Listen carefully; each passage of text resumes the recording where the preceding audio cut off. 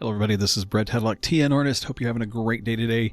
I put together this painting and thought I would do a tutorial on it. So this is going to be a complete tutorial and walkthrough of how I painted this. What you're looking at is a ocean foam painting that I painted in Procreate.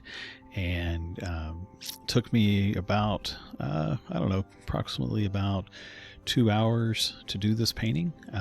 There's the stats on the painting right there, so the information on it. So the width is 4,350 pixels by height of 4,032 pixels, and the DPI is 300 because I do plan on having prints of this.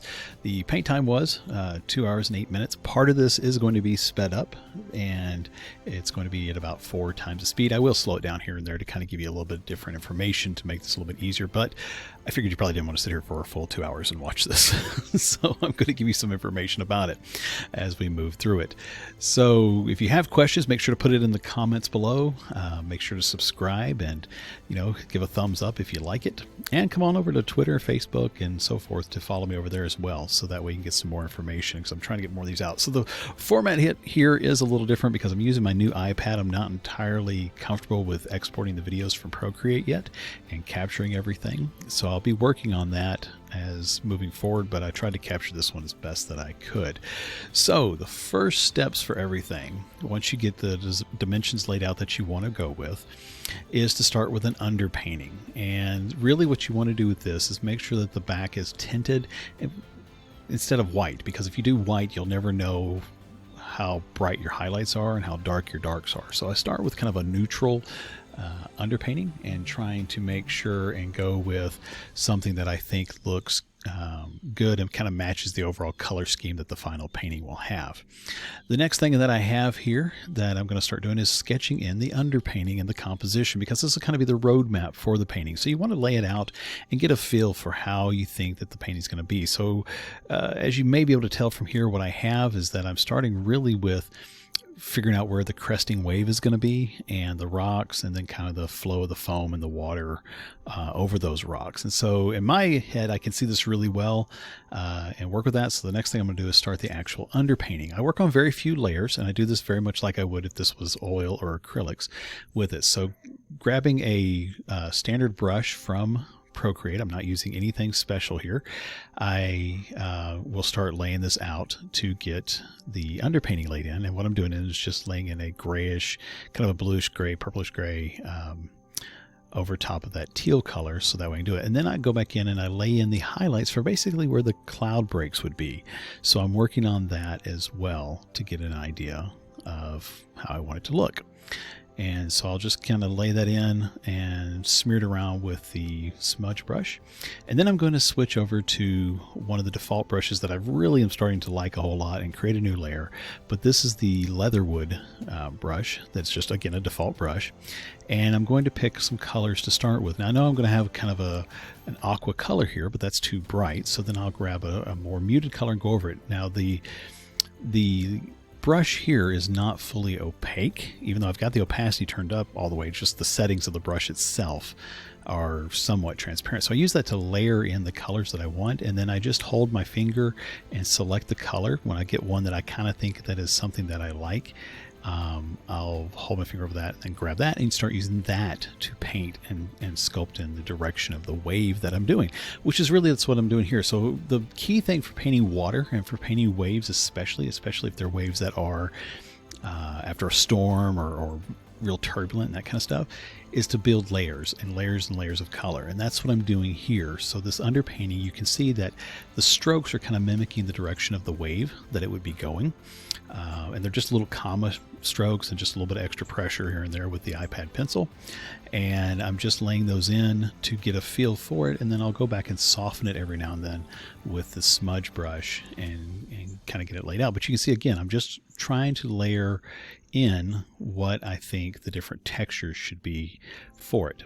And really, the looser you do this and the less you think about it, the better it is. Okay, so I know I'm going to have the eye up here because at the top of the wave, or where it starts to crest over, is where it becomes thinner.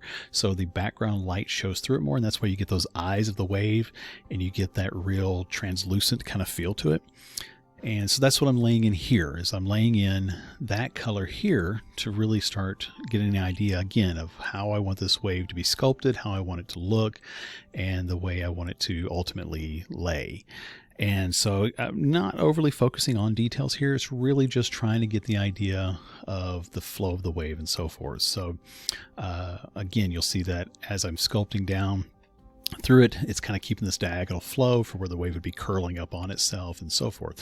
So once I get some of that laid in, then I'm going to grab a muted tone again, kind of this grayish tone, to start laying in where the foam will be for the wave itself, that as it starts coming over. And this would be the foam that you see at the top of a wave when it's crashing over. It's all churned up and crashing down. So that's what I'm working on here. You never start with white. And honestly, you rarely go to white when you're doing one of these paintings. But so I'm starting with just kind of an underpainting of that. Then I'm switching back to a lighter color. This color is actually going to look really white when you see me pull it in here. But it's not. It's still a very much a light gray color. And I put it on a different layer because I don't want to mess with the color underneath. And so again, you can see how I'm starting to really follow the contours of this wave and of the foam that's coming over and so forth. So you see all of that really well there. And foam in a wave is really, it's almost like highlights and shadows for if you're painting grass or in a valley or something like that, is the best way to think about it. This really gives your eye that sense of movement. Okay, and so again, the looser you can be with it, the better. You can play around with it. That one brush works exceptionally well for this. It keeps you kind of loose for when you're doing it. Remember the direction of the foam as it comes over the wave, so you can see where I've got some of it there. And I'm going to switch to a soft cloud brush. Actually, I think it was the rainforest brush for smudging. And I'm softening these edges because I don't want real harsh edges yet. I don't want this to have a lot of detail in it that would really distract from it. So I'm trying to soften it out like if the wind was blowing it across, and it kind of had that misty, blown apart kind of look. So that's what I'm doing with this right here, is really trying to get that softened out and smudged out, so you can see some of that blue coming back through. And again, it's building those layers, building those textures, getting a real good feel for it. So now on the front, I'm going to start working on some of the foreground stuff with the rocks. Again, picking another brush to just play around with, going in and just smearing them out. You'll see me kind of bounce around from different ones like the acrylic, the gouache, and so forth. Part of that is because I'm still getting familiar with Procreate, and the best way to do that is to just play around with it and see what you like. But I do want some of that undercolor showing through. So you can see, again, I'm building layers of color. I'm building layers of texture underneath it and so forth as it goes along. So it really does help for the ultimate end result there. So so here I've got the beginnings of the stone set in. I'm paying a little bit of attention to my under sketch for my composition as I start kind of laying it out and messing around with it. And some of the things I'm doing right here right now, actually, I was kind of stopping and taking a look at it, trying to figure out what I'm doing. You can't really see it too well, but I'm messing with some of the background layers a little bit here, and then I switch back to the rocks. So again, just playing around with the textures, the colors, blocking in where I think it should be, and getting the feel for it, and just trying to get an idea of how is this foam going to go over it, what's it going to look like with shadows and highlights. And the nice thing about this is that right now I can really block this in and start laying in some of the shadows and getting a feel for that. And you'll see where that circle pops up on there. That's me holding down one finger and selecting that color. And then from there, I can start laying it on top of it and playing around with it even more.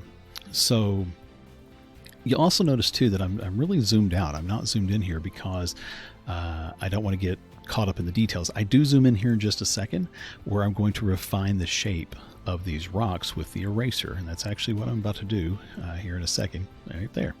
So what I'm doing is, because some of that rock overpaint was kind of on the waves and it looked weird, so I'm trying to angle these rocks a little bit. I'm thinking of rocks that you'll see more in the Pacific Northwest, and you'll see out there in the oceans there where it's all craggy rocks and messed around. But the nice thing I can do here is I can take my eraser and really kind of sketch back on the rocks themselves to say, okay, I'm going to have foam flow over here. So how would the water and the foam flow over this? And I can really use it to lay in the direction of all that. but I don't want to erase everything necessarily, at least not for all of it. Some of this I do here in a second, but by doing this, I can get a feel for how I like it, where I want it to be. And plus I keep some of that texture and that underpainting for the future stuff as I finish it out. So that's what you're seeing there. So again, just kind of keep sculpting around with the painting, with the eraser on the painting, and kind of get an idea for the rocks. I decided I want to break that one big rock in the front open to give it a little bit more flow to the foam ultimately when it's done here. And then really trying to get a feel for it. So I'll take it and sculpt it out there, and then I'm going to switch over to the eraser. You'll also notice here that my menu settings are all gone. I do that by touching 4 fingers to Procreate, and then that makes your menu collapse. Touch them again, it comes back like it just did there. And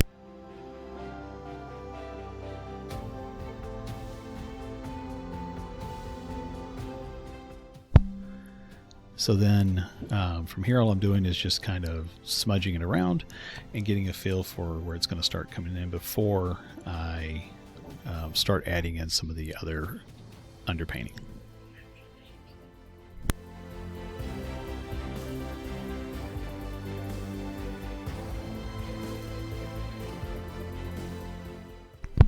So again, what I'm doing is going through and adding in some different shadows and adding in some different things here and there with it, so that way you can kind of see it a little more. So now what I'm going to do is grab, so again, an underpainting of color for this foam. So you can see here I've got a little bit of a purplish color, and I'll grab that from the foam there, and I'll use again color selection to grab some of it, kind of play it in there, because again you want to start with the darks and the shadows so that way you have the highlights for it. But you'll notice here as I'm laying it in, again I'm starting to lay in the foundation for the direction of the foam, the direction of the flow of the water. That way it's really easily seen where it's going to be and how it's going to lay. And again, all these textures add up and gives you that really painterly feel to it. So that's what I'm doing through this part, is starting to, and I'll gradually, and what I did too here to get the highlights as I'm doing this, is I'm grabbing it from the background colors, so that way it matches and you don't have anything that's kind of weird and out of place. For that, I purposely laid down a really bright highlight and then smeared it back so I could use that as start grabbing my highlight tones, and then start sculpting in more of the highlights coming across in the foam, because I'm thinking it's going to be more lit from the right, but just kind of a spotlight kind of effect. So that's what I'm trying to do here, is really lay that in for that foam's cresting across the rocks and everything else, and also adding in highlights for the rocks themselves, and then smearing them back and kind of getting a feel for how all that looks as well with the highlights. And it's all those textures, all those back and forth of adding some in, smearing it a little bit, adding in a little bit of detail, softening it back a little bit, adding in some highlight, softening it a little bit. And so you just really are playing with the textures back and forth. By the way, this works fantastic for snow. You know, if you didn't look at the top of this painting, that could easily be snow instead of sea foam. Again, it's all about the textures, all about the playing around with it and stuff. So I want to have a little foam here in the front to kind of give the idea that it's crashing waves here below, and it kind of frames the painting to your eye and gives a little bit of spray here and there. Again, these are all default brushes. I'm not using anything just straight out of the box type stuff. And I've found that really with Procreate, a lot of that works. You know, it works really well for doing it. I mean, there are a bunch of custom brushes and all that kind of stuff out there, but you know, if you can do it with the tools you have, then do it, you know. So I'm adding the highlight here. This is one of the few times I will use a layer setting. So I put it on there and then set it to overlay to get that really, the eye of that in there. And then I warped it a little bit to kind of flow with the direction of the wave itself. Again, here I'm laying in some of the highlights to break up the sky a little bit, so it's not just a flat gray, but it gives me that, you know, the clouds in the distance. And that's pretty much the painting right there, and it's finished up. Now you notice that the one when we first started this video, the overlay of the painting that I had there looked a little grayer, looked a little duller. That is one thing I've noticed with Procreate. When you export it, it kind of dulls your colors a little bit, and so you have to kind of take that into consideration. There may be a way to get it not to do that, but like I said, I'm new to this iPad, I'm new to this program, so I really want to play around with it more, but that's one of the things I have to adjust to. But honestly, I kind of like it, so I'm not overly worried about it, because when it finishes out, it does have that real painterly look to it. So as you can see, I've got 5 layers there that I'm using and messing around with, and then that's really it. And so other than just throwing in some extra highlights here and there, I am basically done with this. And so I hope that you've gotten something out of this. I hope that it's really been something that you've enjoyed watching me do. And again, the key to it is just building up textures, building up layers, and then taking your time and just kind of relaxing and let yourself have the looseness. Again, stay zoomed out so that it's almost like if you were painting on a canvas, you would, occasionally step back, because the average viewing distance is about 6 feet. So that's kind of what you're doing here the whole time, is stepping back. So if you zoom in on some of this, you'll see that it's very much, it has a lot of strokes to it and a lot of stuff like that. To me, I like that. So I'm not going to worry about overly quote unquote refining it.